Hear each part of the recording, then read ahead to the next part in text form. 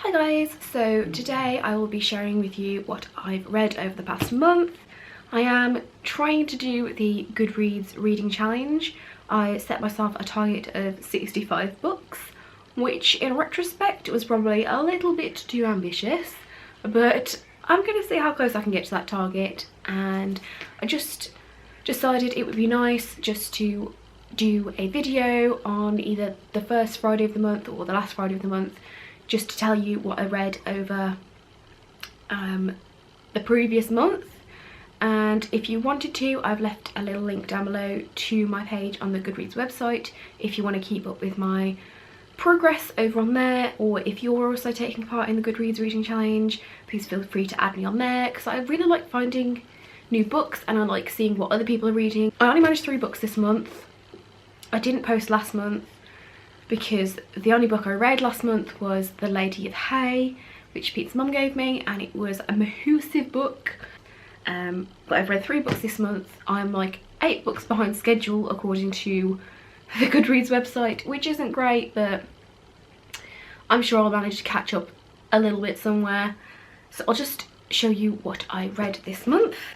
First up, I picked this up in Hay on Wye from one of their many second-hand bookshops, and it is Brighton Rock.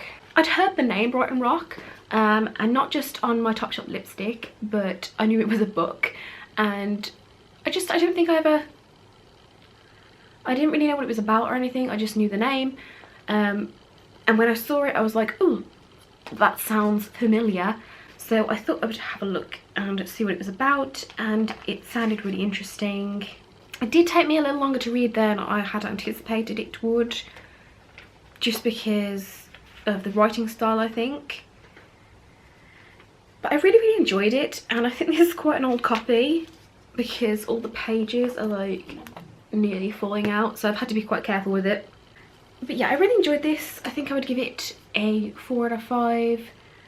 I found the characters really quite engaging, especially Pinky, and yeah, I just found it really interesting. I don't want to say too much about the plot, but I think it's definitely a book that is worth a read. It's not really like anything else that I've read.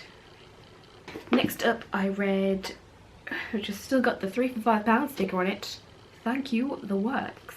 This is the Jane Austen Book Club, which I have heard about before, and the main reason I picked this up was because it's by Karen Joy Fowler, who is the author of We're All Completely Beside Ourselves, which is another book that I read last year that I absolutely loved.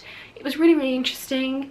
It's about a girl who grew up alongside a monkey as part of like a psychological experiment. They brought up a baby monkey with a family to see, basically to see how human it would become, and I really enjoyed that. That was really interesting. This, however, I just found it really boring. It sounds like really dramatic on the back, like over the 6 months they meet, marriages are tested, affairs begin, unsuitable arrangements become suitable. Under the guiding eye of Jane Austen, some of them even fall in love. Do they? It's a very lukewarm love, if you can call it that. There just wasn't enough going on. Like, they all would go around each of the group's houses and read a book by Jane Austen, and then talk about it for a bit. I mean, they didn't even discuss the books that much. It was kind of like a very feeble attempt at a book club, if you ask me. But they talk about the books, and then there's like flashbacks and things about like the pasts and things of the people in the group.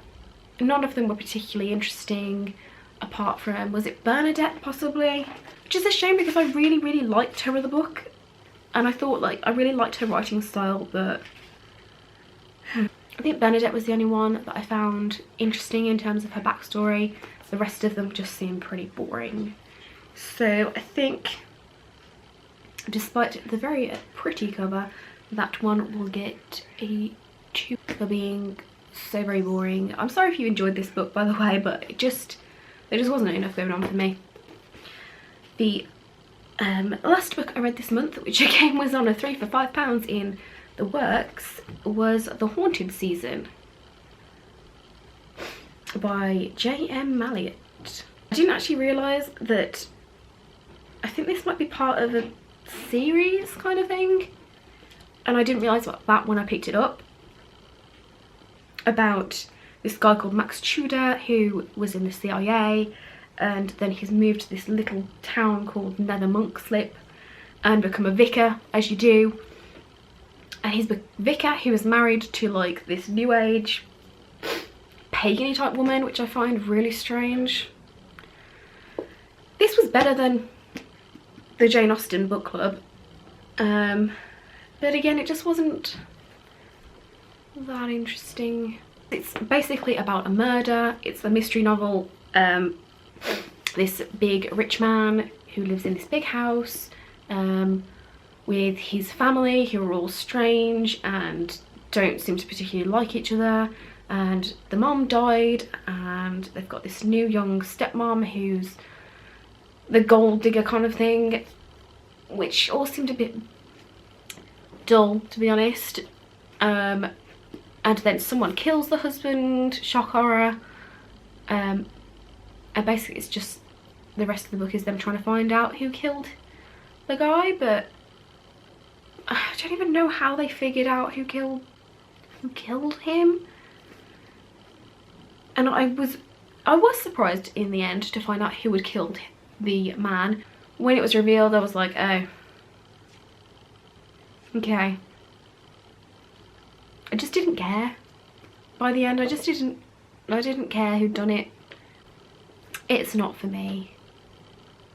But this was written a bit better, I would say. So this would get a 3 out of 5, I think. It wasn't terrible.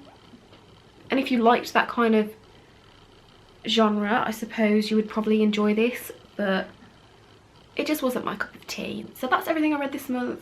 Hopefully I will manage to read more books next month. So I hope you enjoyed this video. If you did, please give me a thumbs up, and if you're not already, please subscribe to my channel, and I'll see you guys soon. Bye.